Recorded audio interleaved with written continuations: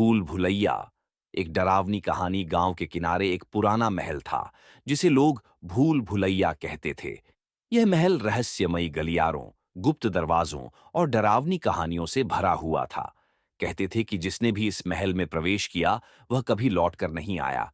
लेकिन यह सब सुनकर भी रोहित, सीमा और अजय को यकीन नहीं हुआ। ये सब सिर्फ अफवाहें हैं, रोहित ने हंसते हुए कहा।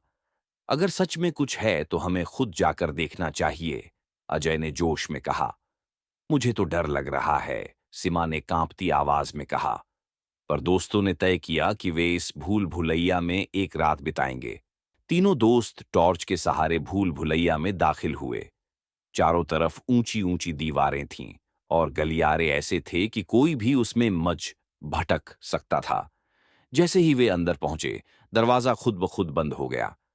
क्या क्या यह हवा से हुआ? सीमा ने डरते हुए पूछा। चलो आगे बढ़ते हैं, रोहित ने कहा, लेकिन उसकी आवाज में भी घबराहट थी।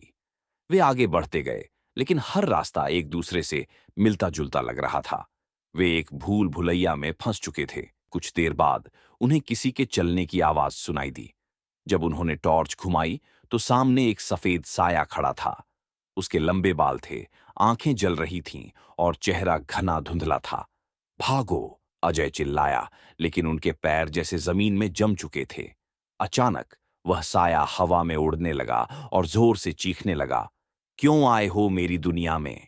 सीमा को अचानक एक पुराना पन्ना मिला जिस पर लिखा था कि इस महल की रानी ने अपने दुश्मनों से बचने के लिए एक गुप्त रास्ता बनाया था, लेकिन एक दिन खुद उसमें फंस गई और कभी वापस नहीं आ सकी। उसकी आत्मा आज भी यहां भटकती है। हमें बाहर निकलना होगा, वरना हम भी फंस जाएंगे, रोहित ने घबरा कर कहा। तभी हवा में एक ठंडी फुसफुसाहट गूंजी। तुम मुझे मुक्त नहीं कर सकते, लेकिन तुम खुद को बचा सकते हो। सीमा ने टॉर्च की रोशनी से देखा कि एक दीवार पर अजीब सा चिन्ह बना था। जैसे ही उसने उसे छुआ, एक पत्थर हट गया और एक गुप्त दरवाजा खुल गया। वे तीनों दौड़ते हुए बाहर निकले और दरवाजा उनके पीछे जोर से बंद हो गया। जब वे गांव लौटे तो बुजुर्गों ने कहा, तुम खुशकिस्मत हो कि जिंदा लौट आए। लेकिन भूल भुलैया आज भी खड़ा है और वह आत्मा अब भी किसी नए शिकार की तलाश में है। उस दिन के बाद किसी ने भी उस महल की तरफ जाने की हिम्मत नहीं की।